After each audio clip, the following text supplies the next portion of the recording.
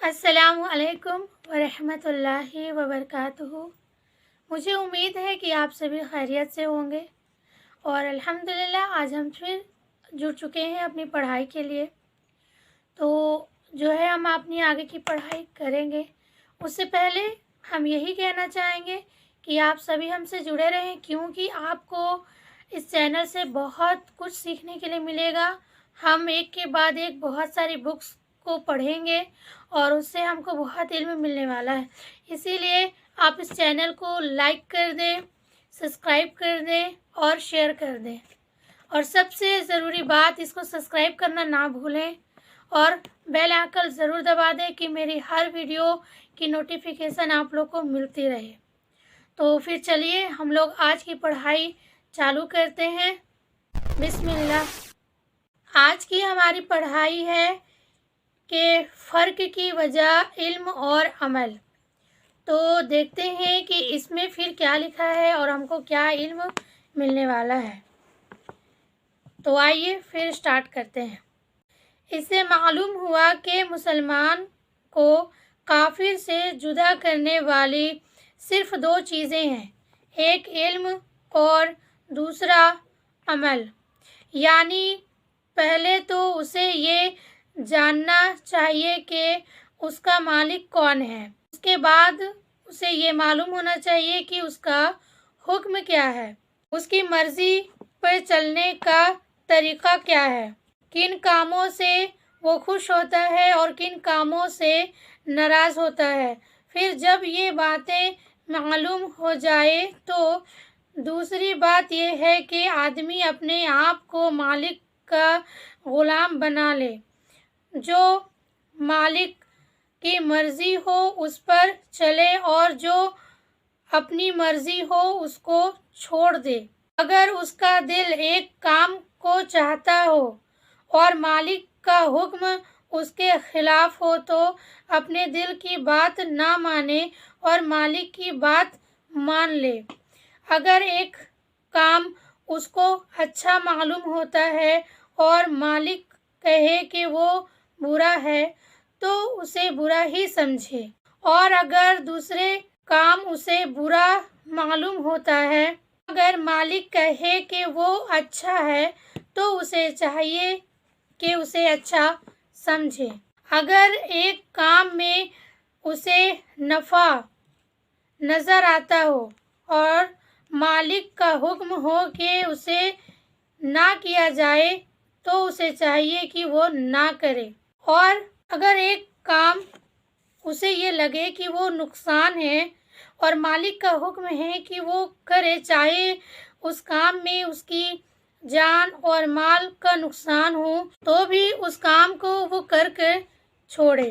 اگر دوسرے کام میں اس کو فائدہ نظر آتا ہو اور مالک کا حکم ہو کہ اسے نہ کیا جائے تو خواہ دنیا بھر کی دولت ہی اسے اس کام میں کیوں نہ مل جائے، وہ اس کام کو نہ کرے۔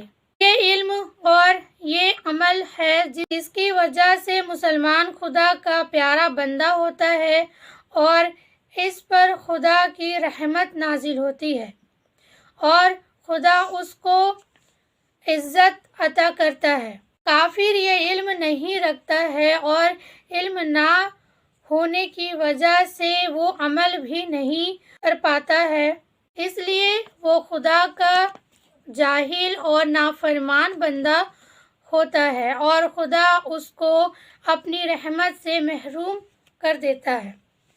تو بے شک ابھی تک ہم نے جو پڑھا وہ سمجھنے والی بات ہے کہ اللہ تعالیٰ کا حکم آپ کے نزدیک لگتا ہے کہ یہ حکم مجھے نقصان پہنچانے والا ہے، لیکن پھر بھی کریں کیونکہ اللہ ہم سے بہتر جانتا ہو۔ یہ اللہ اور بندے کا تعلق ہے کہ وہ اللہ کے حکم کے انوسار ہی کام کرے، پر آج ہمارے معاشرے میں یہ حال ہے کہ لوگ اپنے دل اور اپنی مرضی کا کام کرتے ہیں، خواہ اگر اللہ نے اسے منع کیا ہو، اگر رسول صلی اللہ علیہ وسلم نے اسے منع کیا ہو، لیکن لوگ اپنے دل اور اپنی مرضی کی وجہ سے کام کرتے ہیں۔ تو بالکل یہ بات صحیح ہے یہاں پہ کہ ایک بندہ ایک مسلمان تبھی ہوتا ہے جب وہ تمام کام اللہ کے حکم سے عمل کرتا ہے، اور ایک کافر اس لیے ہوتا ہے کہ اسے فرسٹ تو علم نہیں ہوتا، اور دوسرا جب علم نہیں ہے تو عمل کیسے کرے گا؟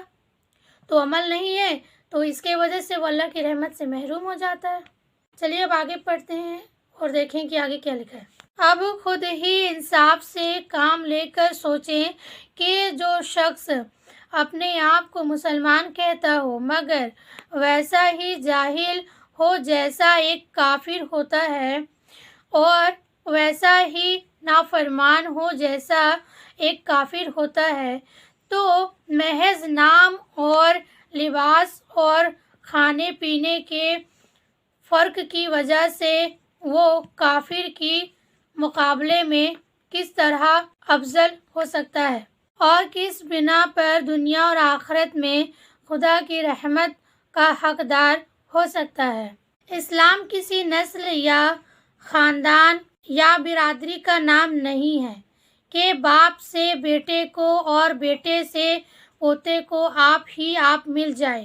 یہاں یہ بات نہیں ہے کہ جیسے ایک برہمن کا لڑکا چاہے کتنا ہی جاہل ہو، چاہے وہ کتنا ہی برا ہو، مگر وہ اونچا ہی ہوگا کیونکہ برہمن کے گھر میں پیدا ہوا ہے اور اونچی ذات کا ہے، اور چمار کا لڑکا چاہے علم اور عمل کے لحاظ سے ہر طرح اس سے بڑھ کر ہو، مگر وہ نیچے ہی رہے گا کیونکہ چمار کے گھر میں پیدا ہوا ہے۔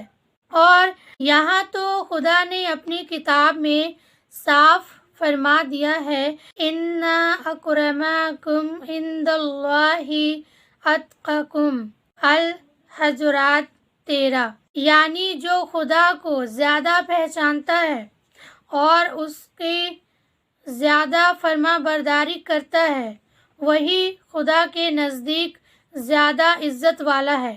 اس آیت میں اللہ تبارک و تعالیٰ نے صاف صاف یہ بتا دیا ہے کہ اللہ کے قریب ذات پات خاندان معنی نہیں رکھتا۔ اللہ نے اس آیت میں صاف صاف فرما دیا کہ جو اپنے مالک اپنے خدا کو پہچانتا ہے اور اس کی فرما برداری کرتا ہے تو وہ اپنے خدا کے سب سے زیادہ قریب ہے اور وہی عزت والا ہے۔ آگے دیکھیں کیا لکھا ہے۔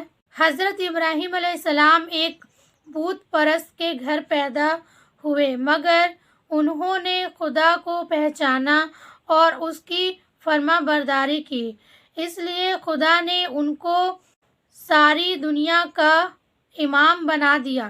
حضرت نوح علیہ السلام کا لڑکا ایک پیغمبر کے گھر پیدا ہوا، مگر اس نے خدا کو نہ پہچانا اور اس کی نافرمانی کی، اس لیے خدا نے اس کے خاندان کی کچھ پرواہ نہ کی اور اسے ایسا عذاب دیا جس پر دنیا یاد کرتی ہے۔ بس خوب اچھی طرح سمجھ لو کہ خدا کے نزدیک انسان اور انسان میں جو کچھ بھی فرق ہے وہ علم اور عمل کے لحاظ سے ہے، دنیا میں بھی اور آخرت میں بھی۔ اس کی رحمت صرف انہی کے لیے ہے جو اس کو پہچانتے ہیں اور اس کے بتائے ہوئے سیدھے راستے کو جانتے ہیں اور اس کی فرما برداری کرتے ہیں۔ جو لوگوں میں یہ صفات نہیں ہے ان کے نام خواہ عبداللہ اور عبد الرحمن ہوں یا دین دیال اور کرتار سنگھ، خدا کے نزدیک ان دونوں میں کوئی فرق نہیں اور ان کو اس کی رحمت سے کوئی حق نہیں پہنچتا۔ تو بالکل یہ بات صحیح ہے کہ اللہ کے نزدیک کوئی اونچا نیچا نہیں ہے، کوئی بڑا اور چھوٹا نہیں ہے۔ اللہ کے نزدیک وہی انسان سب سے بہتر عزت والا اور افضل ہے جو اللہ کے حکموں کو مانتا ہے، اپنی زندگی اللہ کے حکم کے انوسار چلاتا ہے، وہی انسان اللہ کے نزدیک بہتر ہے۔ ہم نے یہاں پہ جو آیت الحجرات 13 آیت پڑھی، اس میں یہ بات صاف ہو گیا کہ اللہ کے نزدیک اس کا بندہ کسی ذات برادری کے وجہ سے چھوٹا بڑا نہیں ہے۔ تو ہم انسانوں کو بھی چاہیے کہ ہم ایسا فرق نہ کریں۔ آج ہمارے معاشرے میں دیکھیے کہ وہ اونچے خاندان سے ہے تو اسے الگ عزت دیا جاتا ہے، اور دوسرا نیچے خاندان سے تو اسے الگ عزت دیا جاتا ہے۔ تو یہ بالکل اسلام کے خلاف ہے، اسلام اسے قطعی نہیں مانتا۔ اسلام کا حکم ہے کہ ہر انسان ایک برابر ہے، اللہ کے نزدیک وہی بڑا ہے جو اللہ کے حکم کو جانتا ہے اور اس پر عمل کرتا ہے۔ تو آج کی پڑھائی ہم یہی کمپلیٹ کرتے ہیں، اور انشاءاللہ ہم اگلی دفعہ پڑھیں گے آج مسلمان ذلیل کیوں ہیں۔ تو یہ بہت ہی اچھا ٹاپک ہے، تو اسے بھی ہم پڑھیں گے اور معلوم چلے گا کہ اس میں لکھا کیا ہے۔ اور جاتے وقت ہم یہی کہنا چاہتے ہیں کہ یہ ہماری پڑھائی جو ہو رہی ہے وہ انشاءاللہ ہمیشہ چلتی رہے گی انشاءاللہ، اور ہم اس بک کو کمپلیٹ کر کے پھر جو ہے بک لیں گے، چاہے وہ سیرت ہو سکتی ہے یا حدیث ہو سکتی ہے۔ تو اس طریقے سے ہم بکس کو ہے پڑھیں گے، اس کا علم حاصل کریں گے۔ تو اس کے لیے آپ کو چاہیے کہ آپ ہم سے جڑے رہیں اور ہم پڑھ کر علم حاصل کریں اور لوگوں تک دین کا پیغام پہنچا سکیں۔ تو آپ سبھی اپنا خیال رکھیں اور دعاؤں میں یاد رکھیں۔ السلام علیکم ورحمۃ اللہ وبرکاتہ۔